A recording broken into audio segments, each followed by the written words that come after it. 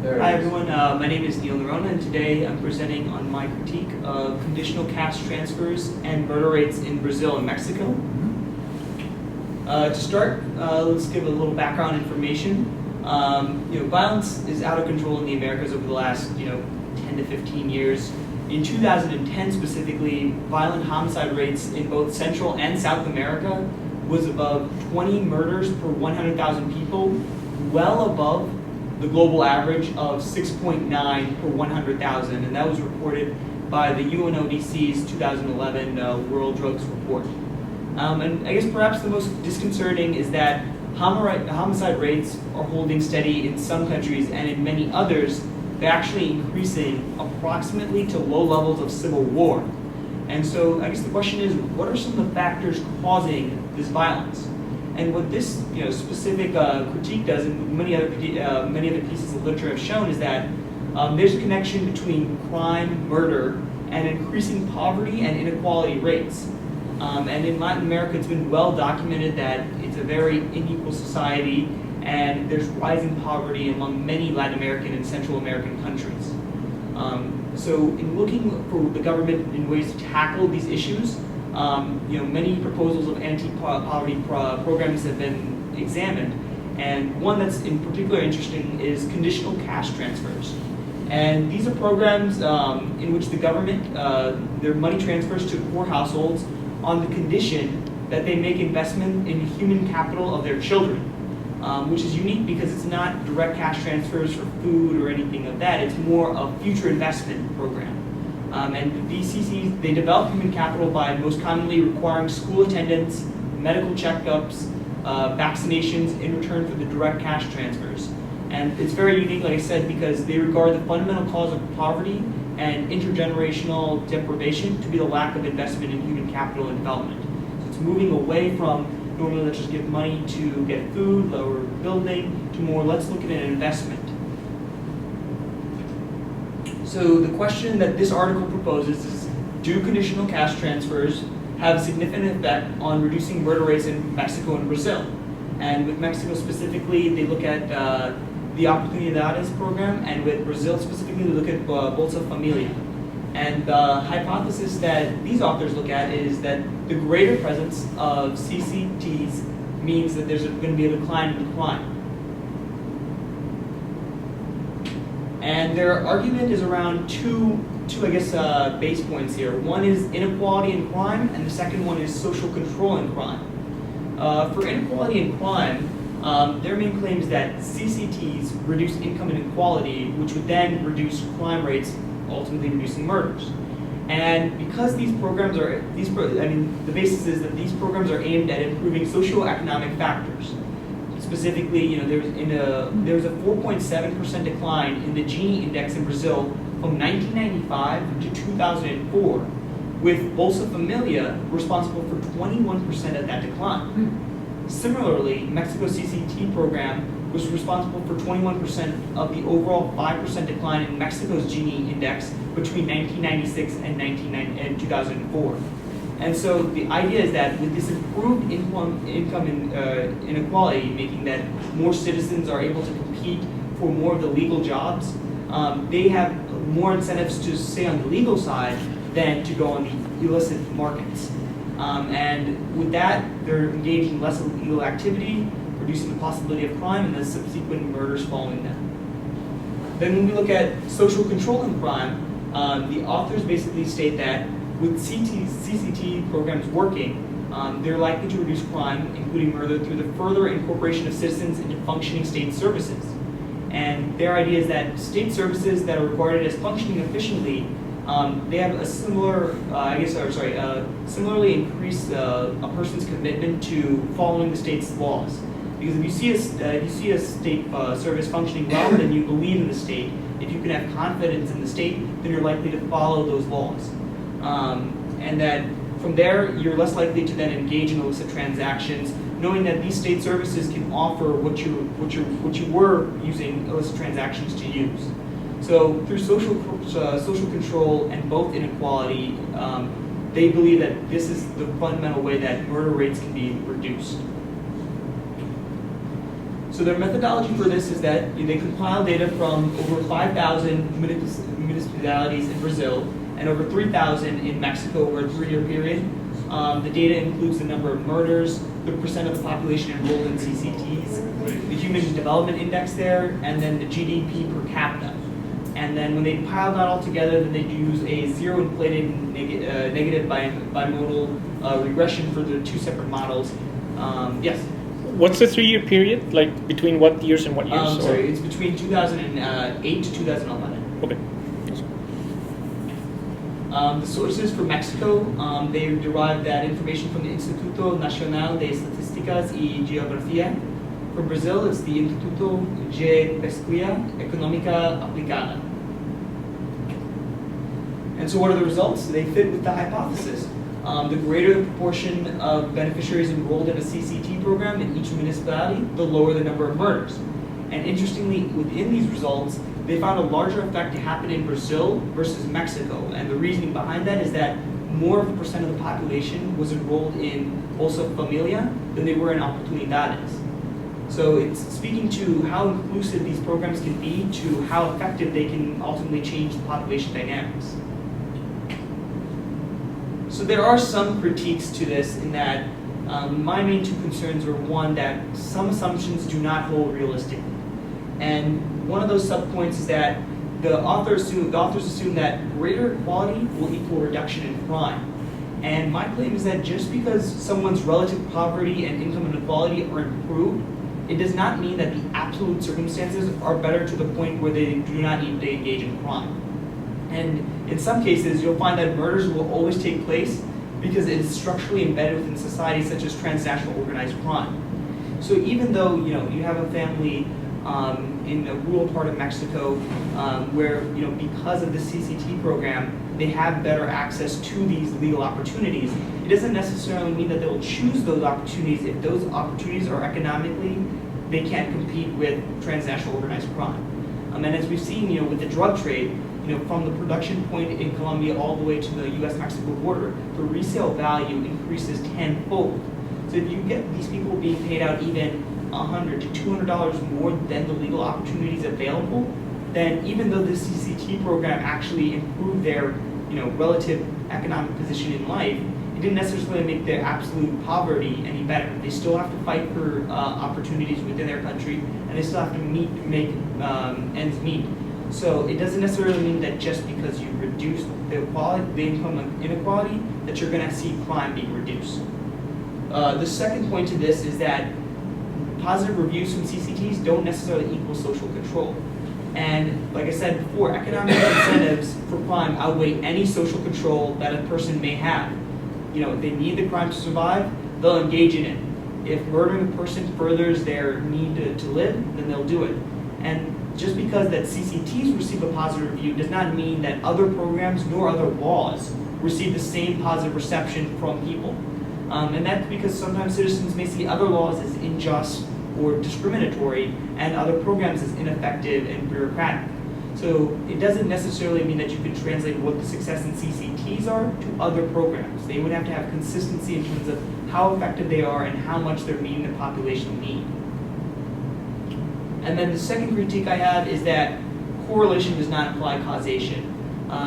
Just because there are events where the crime has been reduced in correlation to the higher percentage of CCT beneficiaries, it doesn't mean that this is one-to-one equal to that.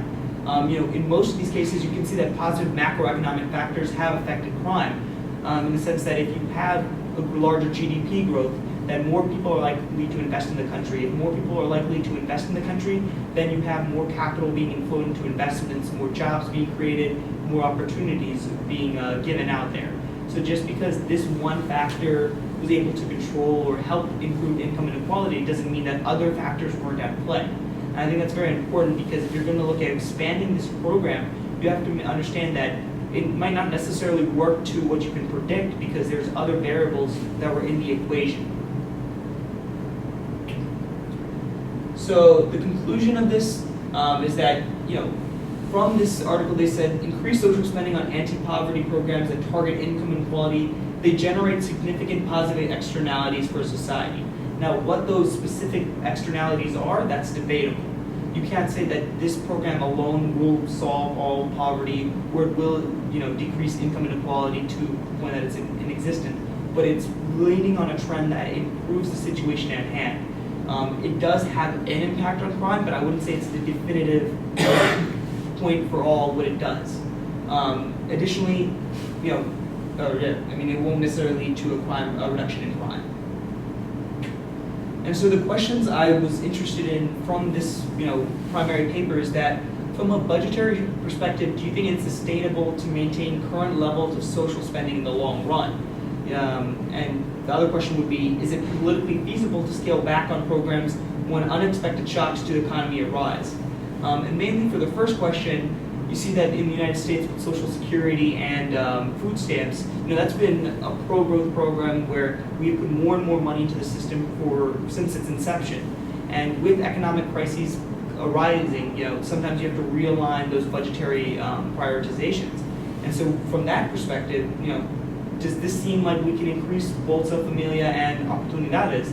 As what the authors showed, they said the more people increased in the program, the more income inequality would be reduced, and then subsequently their analysis on the crime reduction. We hold that to that standard. Is it sustainable to do that for periods of time? Can we increase 10%, 15% as we go along? And then the converse, if we have an unexpected shock like the 2008, 2009 global financial crisis, if we have to scale back in this certain program as opposed to other programs that deliver more immediate aid, is that politically feasible? Are we going to be able to muster political will among the people to say this isn't acceptable for the short term, whereas in the long term we're going to need to refocus those alignments? So it's two interesting questions on short versus long term and what the economics exists behind this in terms of, can we do it now? Is it feasible? And, what's the long term solution? Thanks. Hey, Eugenio, do you want to start? Well, I have a concern about oportunidades in terms of people participating that are not supposed to participate in oportunidades, and that people who should participate are not participating in oportunidades. So I would see that as The targeting isn't very good. The targeting isn't very good in oportunidades. I would see that as maybe a critique to. Of the program or of Neil's treatment of the... No, of the paper. Okay. Of the paper? Of the paper. Remind me, Neil, who are the authors and what's their affiliation?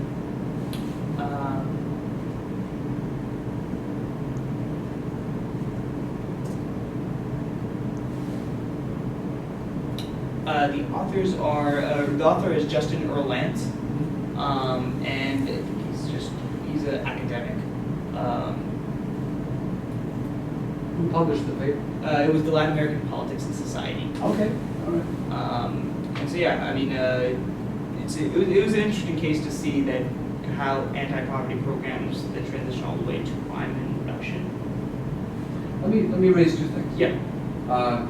Is homicide a good proxy for crime? That's one. And the second is revisit the notion of poverty and inequality, and particularly the correlation between poverty and homicide, if you want to do it that way, or poverty and crime, versus that of inequality and crime. So first of all, is homicide a good proxy? In my opinion, homicide to crime, in this article they said that, if you're engaging in crime, you're more likely to get into situations where homicide, may be necessary, especially if it's a violent type of, like a robbery, something goes botched in that sense. But, there's multiple lengths of what, you can engage in crime, from petty theft of stealing, $5 or $6 to that other extreme. So, my assumption would be that I think it's mostly predominant of the correlation between crime and homicide, where you can use homicide as a proxy for crime, and specifically because in lower income, like I said, the structural version of crime is that it's sometimes tied to transnational organized crime, and if it's in that spectrum, most of their operations do involve, they do involve murders at the end of the tunnel. So to that point, I would say that it is a good proxy, but you still need other factors. I wouldn't say it's like the definitive proxy. I'd say it's one of many factors. Are you comfortable and confident that the homicide gives you the picture that can relate conditional cash transfer to crime? On that specific note, no, because then when you make that the definitive argument or the definitive variable, I'm not that confident just because, like I said, some of it is structural in terms of what transactional organized crime can do, but then some of it is also just spur of the moment. You know, we need money, we're in a lower economic position. If we see, something, let's put them to gunpoint. If it doesn't, so I don't necessarily think that it, like I said, one of many factors influences how crime goes about in these countries. Though I think homicide is one of the, I'd say it's one of the more high profile of the proxy factors. But could it be that homicide becomes the proxy because the data are better about homicide than about other types of crime? I mean, that could be. I mean, I guess it would be very tough. I mean, it's also self-reported. Like homicides, you can see from the dead body and what the investigators are able to do. Whereas, unless the person reports the other side, then it can be completely skewed to homicides. So if it's based on data, then I guess that argument would hold. But without knowing this other side of unreporting what goes on, I guess you can't make a definitive statement on that. Does the author give a good basis justification for using homicide? So I mean, that's pretty much he assumes that it's either through transnational organized crime or through some other violent, through some other association. That's pretty much the one-to-one in terms of his analysis. So I guess that's where in one of my critiques I said you can't just say because you improve poverty that you're going to improve crime, because crime encompasses multiple other things from corruption for public officials all the way up to actual murder rates. Does the author look at organized crime as a variable? Not in this specific. Like I said, he just generalizes crime. All homicides. All homicides. Let me ask about poverty and inequality. Yeah. And you seem to make the argument that they are equally important or unequal. Most of the studies argue that inequality is much more powerful. And simplistic hypothesis that where inequality is pronounced, there is a perception that undermines the legitimacy of the system.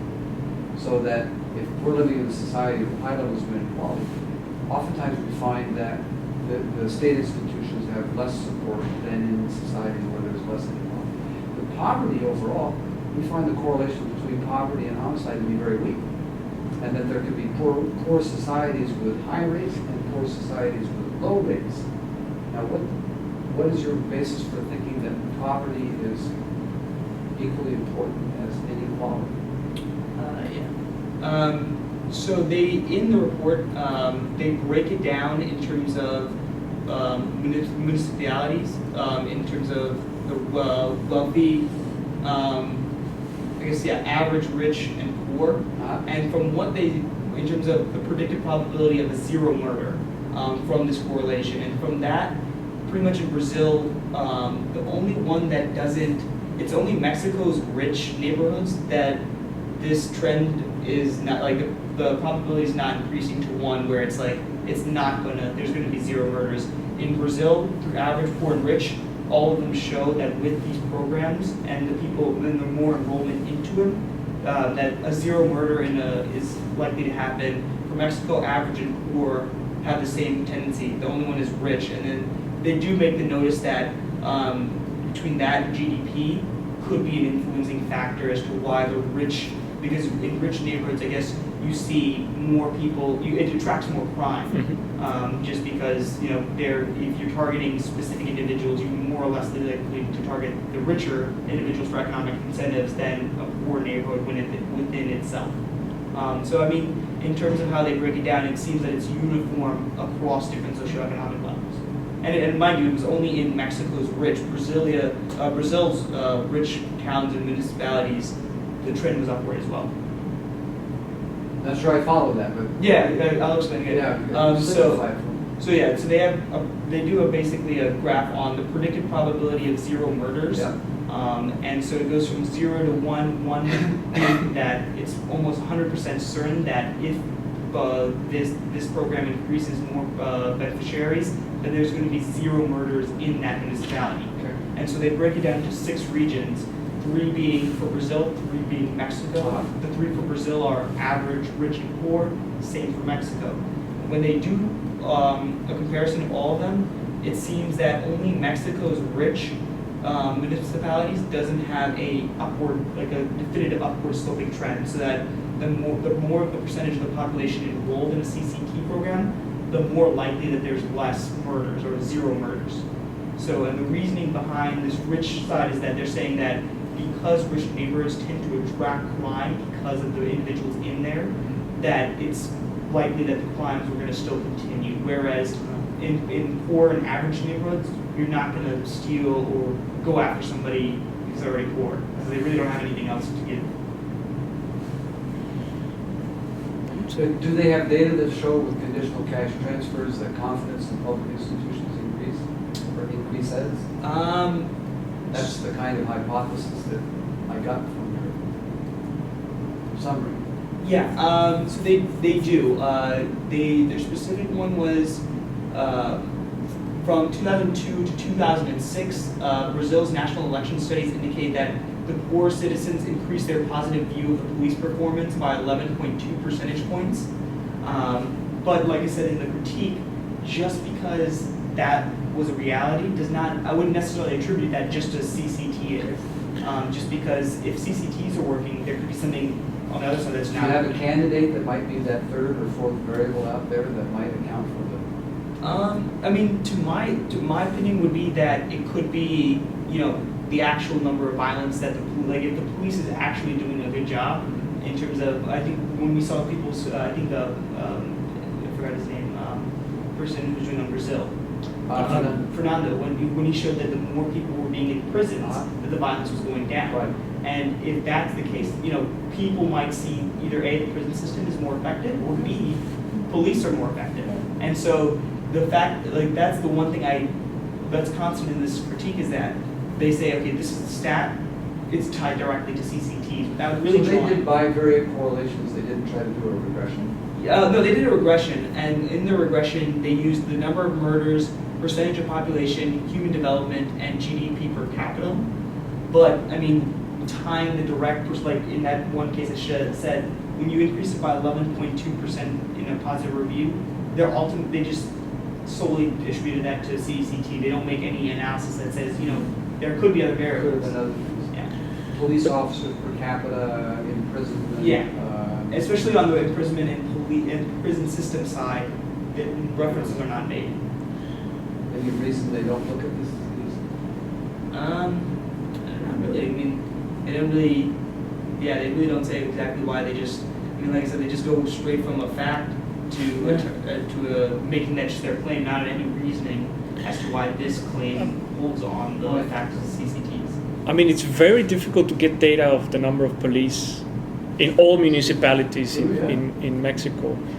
I think there is an attempt in Sistema Nacional de Seguridad Pública, but it's very private and it's very difficult to get access to. So this included the whole universe of communities that got conditional cash transfers? Yeah. Or a sample? Yeah. This was, I thought the sample was 3,000. Yeah. Was this communities or Municipalities. was this over, 500 municipalities in this year and then 10,000 the next year and then, or what is it? The reason I'm asking is because there are around 2,450 municipalities in Mexico. So I'm guessing that what they did is they put measure only a certain municipalities this year and the next year only this amount and then in total there were 3,110 municipalities. Yeah, that's exactly what they did. Yeah, okay. So what are you saying, Eugenio? They had X number in year 1? And the next number in year 2 and then a certain amount of And they added them municipalities. together to get Right, the to sort of... Is that what they did? Yeah, no, that's exactly what he's saying. Any other comment? No, nothing that comes to mind. I think it's It's- not a very strong study. I can see why you're Yeah. skeptical. Because like I said, I mean, even in the writing, it would, especially for the inequality section as well, they would just cite, even with that example with 21% of the 5%, I mean, if you pull that number together, that's I guess 0.1, it's 1% of the total income inequality decreasing attributed to this one program. So, I mean, if you're looking at 1%, Could be other factors. you know, that there really could be, interest. and then that's why the discussion questions, it's, you know, should we warrant more spending to this program? And especially as what Eugenio said is that, you know, if it's not targeting the correct people and you only see 1% of improvement, you know, if you put more money into this program, are you going to necessarily see like a jump? Well, don't you think that human capital formation is a stronger rationale? It is a stronger rationale. It just, I guess the mechanics of the program as it exists, I wouldn't want this article to be something definitive to policymakers to be like, Right. you know, because of this article, you know, we should continue spending this Right. much money without first stepping back and reforming the system to target exactly. I think the idea behind it in terms of human capital formation is smart. Strong. And I think it's a strong idea, but I think the way they're going about it, I guess, would not necessarily be, like, if those are the results, it's not necessarily conducive to more federal spending. Okay. Yeah, I mean, I would also agree that there's variables missing, Yeah. definitely. And I think my second, why I'm skeptical as well, is the way you measure, to take oportunidades as a measurement, because what I said, The that leakage. Yeah. because not many people who's supposed to be involved in oportunidades get involved, Right. and the people who should not be getting opportunities get it, but also because some people don't get it because they're afraid that they're going to be extorted and like Well, you mean they'll have money income and they'll have a money income. I think I'm not sure the report. I'll look it up. But some of the answers why they did not sign in opportunities was because their money was going to be taken away anyway.